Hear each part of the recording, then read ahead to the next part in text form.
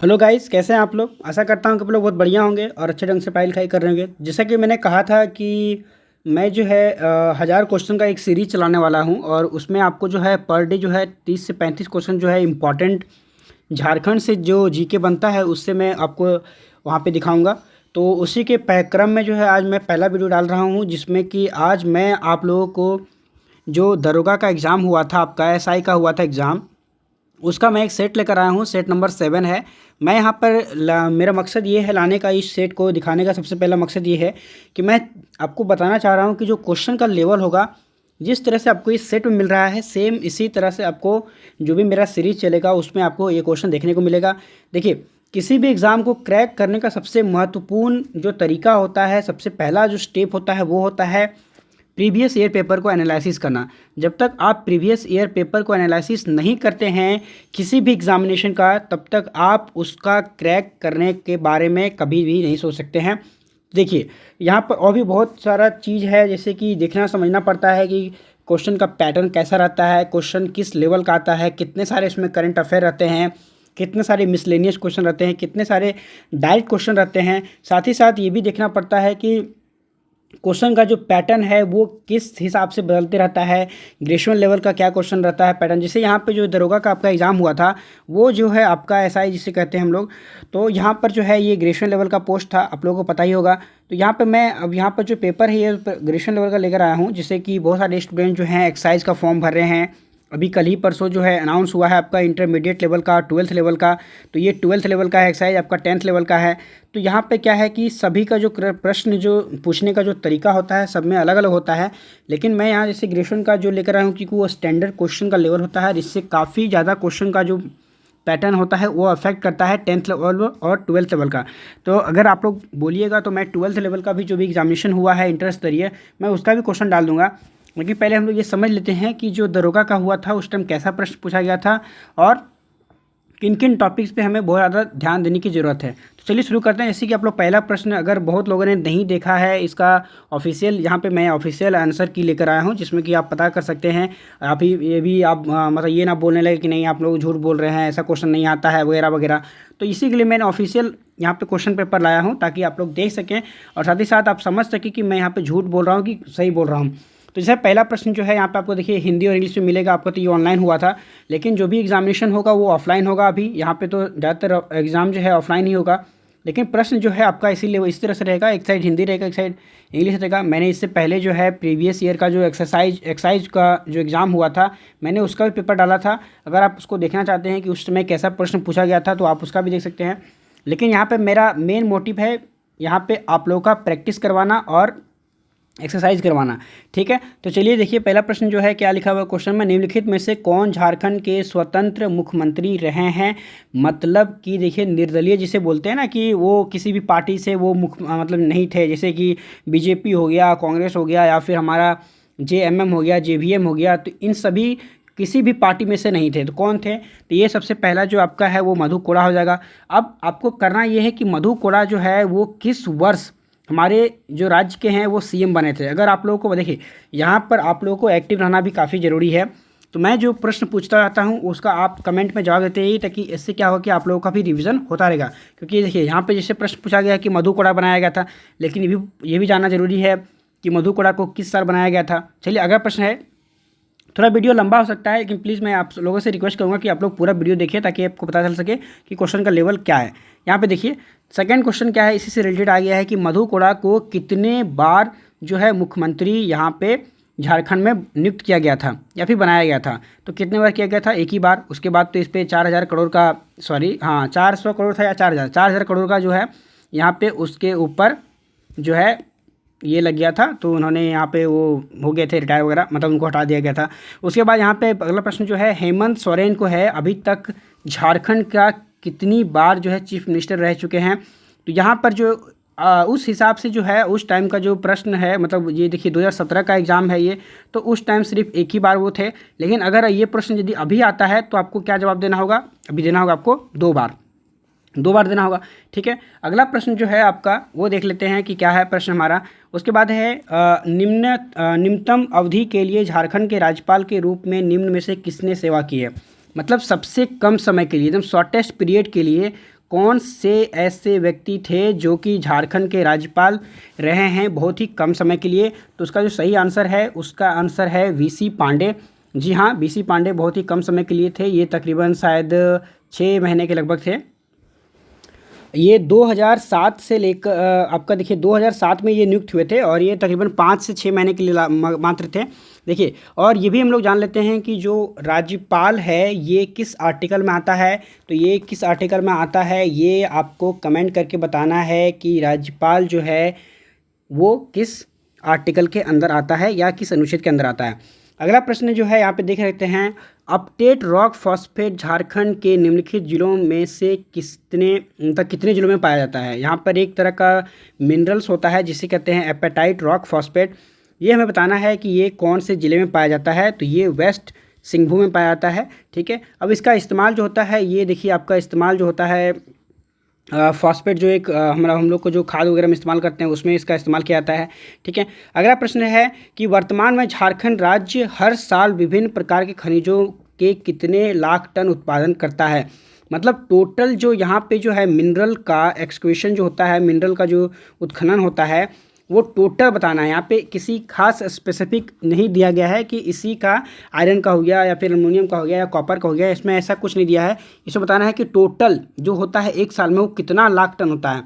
तो जैसे 2017 का ये डाटा था, ये आपको जो है वो सारा का सारा जो है करंट अफेयर, ये देखिए आपको इस तरह का प्रश्न जो है आपको कहाँ मिलेगा। तो इस तरह का प्रश्न जो है आपको मिलेगा करंट अफेयर में, या फिर जो भी टॉपिक होता है। देखिए जैसे आपके पास अगर बुक है तो आप इसका बुक जो है आर्थिक वाले जो टॉपिक है, जैसे झारखंड का आर्थिक वाला टॉपिक होता है, वहाँ से आपको इस तरह का प्रश्न आपको मिलेगा। तो देखिए कहाँ से प्रश्न पूछा जा रहा है ये भी देखना आप लोगों को जरूरी है। ठीक है, तो इसका टोटल था 160 मिलियन टन। ठीक है, अगला प्रश्न जो है, Bokaro steel plant which is the biggest in Asia was built with the help of, मतलब जो एशिया में जो बोकारो में जो स्टील प्लांट है वो एशिया का सबसे बड़ा स्टील प्लांट है, लेकिन इसे बनाया किसके हेल्प से गया था। तो हम लोग सभी लोग जानते हैं कि इसको बनाया किसके हेल्प से गया था। ये तो बनाया गया था सोवियत यूनियन के तहत, मतलब सोवियत जो रूस है हमारा, जो पहले रूस था जिसको रूस तोड़ने का मतलब संघ है, तो सोवियत संघ, उसको तोड़ के अभी जो रसिया वगैरह यूक्रेन वगैरह हो गया, जो लड़ाई चल रहा है अभी। ठीक है, तो ये सोवियत संघ के हेल्प से बनाया गया था। यहाँ पे एक प्रश्न और भी आता है कि बोकारो जो है जिला का गठन कब किया गया था। तो जिला का गठन कब किया गया था ये अभी आपको कमेंट करना है, क्योंकि यहाँ पे मैं आपको जो अगला प्रश्न है उसमें दिखाऊंगा कि जिला का गठन के बारे में भी काफ़ी सारा प्रश्न जो है पूछा गया था उस बार, और इधर भी जब एग्ज़ाम हुआ था इस टाइम भी बहुत सारा प्रश्न जो है देखने को मिला था इस तरह से। मैंने इसके लिए ट्रिक भी बनाया था जिसमें मैं लिखा था मैंने BCG, तो बोकारो, चतरा और जो आपका गढ़वा है, मैं आपको बता ही देता हूँ, वो था 1991 में BCG बना है। बोकारो आपका हो गया, चतरा हो गया और गढ़वा, ये तीनों जो राज्य है आपका जिला है 1991 में बना था। ठीक है, अगला है, स्वतंत्रता से पहले पूर्वी सिंहभूम जिले का पूरा क्षेत्र किस जिले का हिस्सा था। तो आप लोगों को बताना है कि जो अभी देखिए आप लोगों को 2 हिस्सा में है आपका पूर्वी सिंहभूम और पश्चिमी सिंहभूम, तो ये बताना है कि ये किसका भाग था। तो ये जो है ओल्ड मानभूम का भाग था। तो ये सब प्रश्न जो है कहाँ मिलेगा, ये सब प्रश्न जो है जब आप हर एक ज़िले के बारे में पढ़िएगा तो आपको उसमें जानकारी मिलेगा। देखिए मैं अभी तो किसी का मैं पब्लिसिटी नहीं कर रहा हूँ, यहाँ पे किसी के लिए मैं स्पॉन्सरशिप नहीं कर रहा हूँ, लेकिन अगर आप लोग को जानना है या फिर अपना खुद से पढ़ना है तो आप लोग इस तरह का प्रश्न जो है काफ़ी अच्छे से देखिए। आपका उड़ान का बुक ले सकते हैं, लेकिन मैं तो सबसे ज़्यादा अच्छे से रिकमेंड करूँगा कि आप शिवांगन का बुक लिए। शिवांगन के बुक में बहुत अच्छे से दिया गया है। आप उसका बुक अगर प्रेफर करते हैं तो आपको वहाँ पे जो है हर एक ज़िला का गठन के बारे में बताया गया है, साथ ही साथ उसमें जो मेन पॉइंट है कि इस ज़िला के अंदर क्या खासियत है, क्या हिस्ट्री है वगैरह, वो सारा कुछ अच्छे से डील किया गया है। तो आप उसका बुक भी प्रेफर कर सकते हैं अगर किसी ने बुक नहीं लिया है तो। ठीक है, चलिए अगला प्रश्न जो है, झारखंड का कौन सा जिला छत्तीसगढ़ और यूपी के साथ अपने सीमावर्ती हिस्सेदारी मतलब करता है, मतलब वहाँ पे टच कौन करता है। जैसे आपको पता है कि जो झारखंड का मैप है वो तकरीबन इस तरह से चतुर्भुज टाइप पे है, तो यहाँ पे जो है ये यूपी है, तो ये यूपी का कौन सा जिला जो है, जो झारखंड का कौन सा जिला है जो यूपी से टच करता है। ठीक है, और छत्तीसगढ़ से भी टच करता है, छत्तीसगढ़ यहाँ पे नीचे पड़ता है, तो वो कौन सा है, एकमात्र जिला है गढ़वा। ठीक है, चलिए, और अभी मैंने गढ़वा को बताया था कि कब इसका फॉर्मेशन हुआ है, तो 1991 में बना था। उसके बाद है पारसनाथ जो है पहाड़ जो आपका है मधुबन जिसे हम लोग बोलते हैं, वो किस ज़िले में है। तो आप लोग सभी को पता होगा, जो गिरिडीह से होंगे उनको पता ही होगा कि ये गिरिडीह से है। तो इनका जो है 1972 में फॉर्मेशन हुआ है गिरिडीह का। ठीक है। चलिए अगला प्रश्न है, झारखंड में 50 एकड़ ज़मीन में एक बड़ा टैंक कहाँ स्थित है। देखिए ये जो है आपका इस पे क्वेश्चन आता है कि ये देखिए आपका गोड्डा में है ये वाला, ठीक है। ये जो आपका टैंक है ये बहुत बड़ा बड़ा मतलब बनाया गया है तालाब सा, इसको बसंत राय तालाब भी बोलते हैं, लेकिन ये है आपका गोड्डा में, ठीक है। ये भी आप ध्यान रखिएगा। देखिए किस तरह का प्रश्न जो है यहाँ पे बहुत सारा देखिए क्वेश्चन जो है, देखिए आपको जैसे मान लेते हैं 100% अगर लेते हैं 30 में, तो यहाँ पे क्या होता है कि 70 to 80% जो प्रश्न है वो डायरेक्ट आपको आ जाएगा। जो भी आप पढ़ते हैं डे टू डे लाइफ में, अपना बुक जो और भी पढ़ते हैं उसमें आपको 70 to 80% आपको जो है मिल जाएगा, लेकिन 20% जो प्रश्न है वो आपको पढ़ने आपको सही करने के लिए आपको प्रीवियस ईयर देखना ज़रूरी है। साथ ही साथ जो भी इम्पोर्टेंस जो भी कहीं भी बताया जाता है तो उसको भी देखिए, तो आपको पता चल जाएगा कि क्या क्या क्वेश्चन आने का संभावना रहता है। आप प्रीवियस ईयर का जेपीएससी का पेपर उठा के देख सकते हैं। तो अगर आप लोग चाहिएगा तो आप लोग मैं सबका एक्सप्लेनेशन आपको डाल दिया करूँगा। उसके बाद है, राष्ट्रीय खेल विश्वविद्यालय झारखंड राज्य में स्थित होगा। मतलब कहा गया है कि देखिए यहाँ पे नेशनल स्पोर्ट्स यूनिवर्सिटी जो है झारखंड में बनने वाली है, और ये किसके हेल्प से बन रहा है, तो ये बन रहा है सीसीएल के हेल्प से और झारखंड सरकार के हेल्प से, और ये रांची में बन रहा है, ठीक है। चलिए अगला है, उसके बाद है कि झारखंड की कौन सी जनजाति स्थानांतरण कृषि करती है, जिसे हम लोग बोलते हैं ना शिफ्टिंग एग्रीकल्चर, झूम खेती हो गया, झूम कल्टीवेशन वगैरह टाइप हो गया। तो ये कौन सा जनजाति है जो सबसे ज़्यादा करता है। देखिए जितना भी जनजाति है वो सभी झूम कल्टीवेशन करता है, शिफ्टिंग कल्टीवेशन करता है, लेकिन अब क्या है कि बहुत सारे जनजाति है जो है धीरे धीरे इसको बंद कर चुका है, और कुछ कुछ जनजाति ही है जो इसको करता है। तो वो जो है सौरिया पहाड़िया इसमें सबसे आगे है, और ये लोग अभी भी कंटिन्यू इसको कर रहा है। और सौरिया पहाड़िया रहता कहाँ पे है, तो रहता है संथाल रीजन में। जितने भी ये जैसे सौरिया पहाड़िया संथाल रीजन में रहते हैं, ये भी पूछा जाता है कि कौन से रीजन में पाए जाते हैं ये जनजाति, तो ये भी आप लोगों को ध्यान रखना जरूरी है। उसके बाद है, अनुसूचित क्षेत्र की परिभाषा से संबंधित भारतीय संविधान की कौन सी अनुसूची है। देखिए ये जो है आपका तो पॉलिटी का क्वेश्चन आ गया, लेकिन यहाँ पे क्या है कि झारखंड से भी रिलेटेड है। तो जितना भी शेड्यूल एरिया होता है ये किस अनुसूची के अंदर आता है, तो यहाँ पे है 5वां अनुसूची के अंदर। टोटल जो है 12 अनुसूची है, 12 अनुसूची में अलग अलग बारह बताया गया है। तो झारखंड जो है, झारखंड का कुछ हिस्सा जो है वो 5वीं अनुसूची के अंदर आता है। ये भी ध्यान रखिएगा कि सारा जिला जो है 5वीं अनुसूची के नहीं अंदर आता है, कुछ कुछ ही जिला है जो 5वीं अनुसूची के अंदर आता है, ठीक है। वो कितना आता है वो आप हमें बताइए कमेंट करके। चलिए ठीक है। उसके बाद है, किस स्तर पर झारखंड में सकल नामांकन अनुपात काफ़ी कम है। बताना है कि किस स्तर पर। जैसे देखिए जैसे एजुकेशन लेवल पर देखते हैं ना, तो यहाँ पे होता है कि कितने जहाँ पे एडमिशन लिए, कितने लोग पढ़े, कितने लोग पास आउट हुए, कितने लोग फेल हो गए। तो ये जो है सबसे कम जो है किस पे है, मतलब किस लेवल पे है, प्राइमरी लेवल पे है, सीनियर सेकेंडरी लेवल पे है, या सेकेंडरी लेवल पे है। जैसे प्राइमरी लेवल कह सकते हैं कि 6 से जो 8वां तक होता है उसे हम लोग प्राइमरी लेवल कहते हैं। उसके बाद होता है सेकेंडरी लेवल जो 8 से आपका 10 तक हो गया, और सीनियर सेकेंडरी हो गया आपका 10 से लेकर 12 तक। तो इसमें सबसे ज़्यादा कम कहाँ पे है, तो ये आपका है सीनियर सेकेंडरी में। 10 से 12 तक बहुत कम लोग जो पढ़ाई करते हैं झारखंड में, बाकी लोग छोड़ देते हैं बहुत ज़्यादा। तो ये सब जो है आपको कहाँ मिलेगा ये टॉपिक, तो ये मिलेगा आपका जो झारखंड में टॉपिक होता है राज्य व्यवस्था और इस पर एजुकेशन वाला टॉपिक, उसमें आपको ये मिलेगा, ठीक है। चलिए उसके बाद अगला प्रश्न है, निम्नलिखित जनजातियों में से कौन सा एक बहादुर मार्शल जनजाति है। हमें बताना है कि कौन सा जनजाति है जो ब्रेव मार्शल आर्ट, मतलब बहुत ही ज़्यादा जो जनजाति होती है बहुत ही ज़्यादा, मतलब एक तरह से कह सकते हैं बहादुर, एक तरह से स्ट्रांग।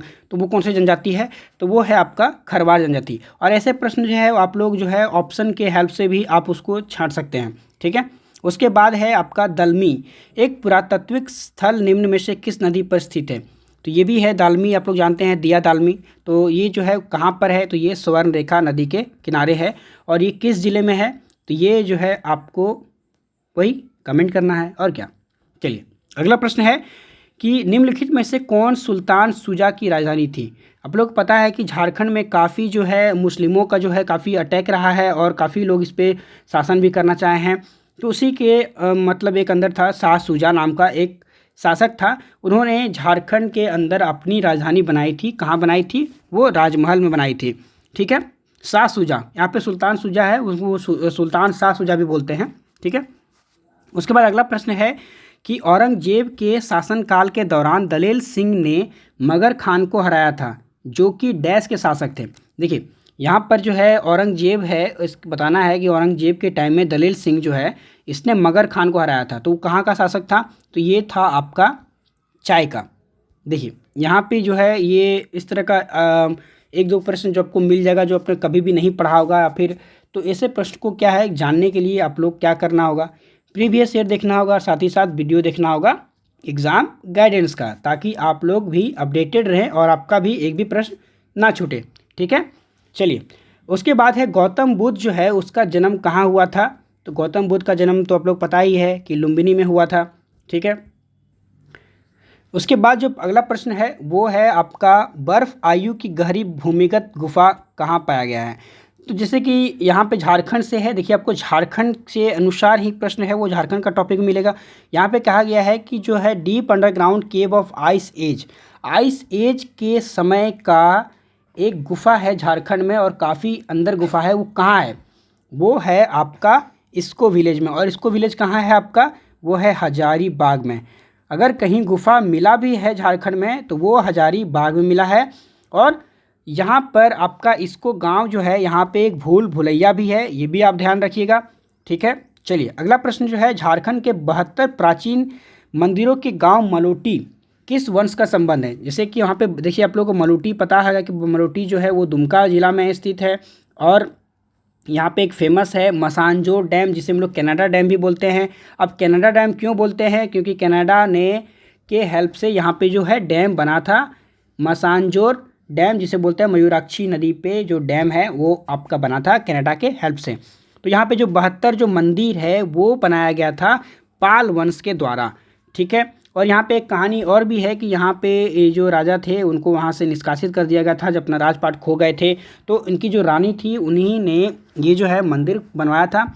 यहाँ पे टोटल जो है 108 मंदिर था, लेकिन अभी वो उतना बचा नहीं है, वो 72 ही लगभग बचा हुआ है अभी। वो भी ख़राब होते जा रहा है। और ठीक है, चलिए अगला है बैटल ऑफ चौसा।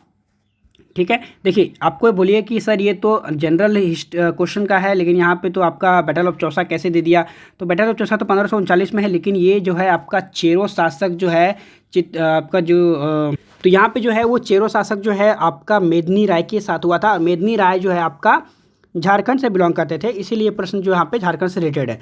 अगला प्रश्न है झारखंड में जो है भारत में झारखंड को वन क्षेत्र के अंतर्गत क्षेत्र के अनुसार, मतलब जो टोटल एरिया फॉरेस्ट कवर है उसके अनुसार जो है वो झारखंड कितने नंबर पे आता है। फॉरेस्ट कवर के अनुसार देखा जाए तो झारखंड जो है कितने नंबर पे आता है, तो वो आता है 10वें नंबर पे। पहले नंबर पे कौन आता है? पहले नंबर पे आता है आपका मिजोरम। दूसरे नंबर पे कौन आता है? मेघालय वगैरह आता है। तीसरे नंबर पर अरुणाचल प्रदेश, मतलब जितने भी नॉर्थ ईस्टर्न जो स्टेट हैं वो सब आते हैं पहले दूसरे तीसरे पे। ठीक है, तो इसी प्रकार जो है झारखंड। यहाँ पे एक प्रश्न और भी आता है जो जेपीएससी में पूछा गया था कि यहाँ पे प्रति व्यक्ति कितना जो है जंगल अवेलेबल है। ये प्रश्न जो है जेपीएससी में पूछा गया है, और ये जो है इसका आंसर है 0.08 हेक्टेयर। जी हाँ, 0.08 हेक्टेयर पर इंसान, मतलब एक इंसान पे इतना जंगल जो है वो झारखंड में अवेलेबल है। ठीक है, तो ये सब भी प्रश्न आपको पूछा जाता है, तो ये सब भी प्रश्न जो है आप लोग को जानना है तो फिर फॉलो कीजिए एग्जाम गाइडेंस को। चलिए अगला प्रश्न जो है वो है सीड ऑफ साल आर इम्पॉर्टेंट फॉर। जो साल के बीज होते हैं वो किस लिए इम्पॉर्टेंट है? तो वो मेडिसिनल ऑयल जो है, अभी हम लोग जैसे दर्द वगैरह होता है तो हम लोग क्या लगाते हैं, अपना पैरों पे तेल वो लगाते हैं कुछ, तो वो थोड़ा सा दर्द ठीक हो जाता है। या फिर हम लोग खाने के तेल का इस्तेमाल के भी रूप में करते हैं। तो यहाँ पे ये दोनों उपयोग होता है, तो बोथ 1 और 2 हो जाएगा। ठीक है, उसके बाद है इसके नरम फाइबर की वजह से तकिए और आवरण को कवर करने के लिए निम्नलिखित पेड़ के फल का उपयोग किया जाता है। तो जैसे बहुत लोग देखे होंगे अपने गांव आसपास में जो सीमल का पेड़ होता है जिसमें लाल लाल फूल होता है, जिसका बचपन के टाइम में हम लोग एक चक्का बनाते थे उसको, तो उस पर एक कुछ दिन के बाद क्या होता है, फूल झड़ने के बाद उसमें फल लगता है। फल के अंदर जो है बहुत अच्छा रुआ रहता है, उसका इस्तेमाल हम लोग तकिया बनाने में करते हैं। तो वो क्या आंसर हो जाएगा? वो हो जाएगा आपका सीमर का पेड़। ठीक है, ठीक है, यहाँ पे थोड़ा स्पेलिंग यहाँ मतलब ये हिंदी में नहीं दिया है, लेकिन इसको सीमर का पेड़ बोलते हैं, जो बहुत काफ़ी ऊंचा पेड़ होता है। आप लोग देखे होंगे कभी, आपके घर के आसपास तो जरूर देखने को मिले, झारखंड में बहुत पाया जाता है। उसके बाद है झारखंड में निम्न में से कौन से पार्क अभ्यारण्य में चेरो राजाओं के समय में ऐतिहासिक स्मारक और किले मिले हैं। तो आपको पता है कि ओल्ड जो पलामू है, पुराना पलामू का किला जो है वो मिला है कहाँ पे? वो मिला है आपका बेतला नेशनल पार्क में। पुराना पलामू का किला जिसे बोलते हैं पलामू किला, नया पलामू किला, तो वो जो है आपका दलमाक सॉरी बेतला के जो नेशनल पार्क है वहाँ पे मतलब देखने को मिलता है। उसके बाद है ओलंपिक 1928 में भारतीय हॉकी टीम का पहला कप्तान जयपाल सिंह ने भारत के लिए पहली बार कौन सा पदक जीता था। तो सबसे पहली बार जो 1928 में ओलंपिक हुआ था ये हुआ था हेलसिंकी में। और ये जो ओलंपिक आपका जो है गोल्ड जीता था भारतीय ओलंपिक में हॉकी टीम ने, ठीक है। और जयपाल सिंह मुंडा एक झारखंड पार्टी जो है उसके संस्थापक भी थे ये, ठीक है। अगला प्रश्न है झारखंड राज्य का निर्माण कब हुआ था। तो ये देखिए बच्चे वाला प्रश्न भी है, इस तरह का बहुत सारा आपको देखने को मिलेगा। तो ये पता है कि 2000 में हुआ था, ठीक है। अब यहाँ पे एक प्रश्न और बनता है कि जो है यहाँ पे लोकसभा से किस दिन इसको पास किया गया था बिल को। तो ये किया गया था 2 अगस्त को, ठीक है। उसके बाद आता है कि राज्यसभा से कब किया गया था। तो ये किया गया था 11 अगस्त को पास किया गया था। अब ऐसा भी प्रश्न देखने को मिलता है कि ये जो है प्रेसिडेंट से कब साइन हुआ था। तो ये हुआ था 25 अगस्त को और फाइनली जाके 15 नवंबर 2000 को झारखंड एक स्वतंत्र राज्य बना था। अब ये कितने नंबर का बना था ये भी आपको कमेंट करना है, ठीक है। चलिए अगला प्रश्न जो है यहाँ पे है झारखंड के दक्षिण में कौन सा राज्य स्थित है। तो दक्षिण में कौन सा है चौहद्दी आपको जानना जरूरी है। जैसे पहला आपको जो है ऊपर में यहाँ पे बिहार है, दक्षिण में आपका उड़ीसा है, आपका पूरब में आपका बंगाल है, पश्चिम में जो है आपका 2 है, एक यूपी है और एक आपका छत्तीसगढ़ है। तो ये भी जानना जरूरी है आपका। तो इस तरह से जो है 30 प्रश्न जो यहाँ पे पूछा गया था, मैंने आपको 30 प्रश्न जो है पूरा डील कर दिया है। प्लीज़ मैं आप लोगों से रिक्वेस्ट करता हूँ कि आप लोग ये एनालिसिस को देखिए और इसी के अकॉर्डिंग जो है मैं हर दिन एक दिन के अल्टरनेट पे जो है आप लोगों को 30 से 35 क्वेश्चन जो है इंपॉर्टेंट क्वेश्चन जो है आपको देने का प्रयास करूँगा, वो जो कि काफ़ी ज़्यादा महत्वपूर्ण होगा आपके एग्ज़ाम के प्रिपरेशन के लिए। और वो वीडियो ज़्यादा लंबी भी नहीं होगी, वो 15 से 20 मिनट का होगा जिससे आप लोग अच्छे से देख सकते हैं, उसको यूटिलाइज कर सकते हैं। तो अगर आप लोग को मेरे द्वारा जो एनालिसिस किया गया है या फिर मेरे द्वारा जो जानकारी दिया गया है वो अगर आप संतुष्ट हैं तो प्लीज़ लाइक करें, सब्सक्राइब करें और साथ ही साथ हमारे चैनल पर बने रहें। और अगर चाहते हैं, देखिए यहाँ पे ऐसा नहीं है कि अगर जैसे एक्साइज का कोई फॉर्म भर रहे हैं तो ऐसा नहीं है कि आप लोग दौड़ निकाल लीजिएगा तो एकदम आप लोग का जॉब हो जाएगा, क्योंकि आपका मेरिट तो भाई आखिर में लास्ट में तो आपको एग्ज़ाम देने के बाद ही मेरिट बनेगा। तो मेरिट के लिए क्या है कि आपको पढ़ना पड़ेगा। तो पढ़ने के लिए आप किसी भी बुक का हेल्प ले सकते हैं या फिर चैनल का हेल्प ले सकते हैं अगर भाई। लेकिन मैं चाहता हूं कि आप लोग मेरा भी वीडियो देखें ताकि आप लोगों को भी कुछ अलग देखने को मिले, कुछ अलग समझने को मिले। तो मिलते हैं नए वीडियो में, तब तक के लिए best of luck, thank you.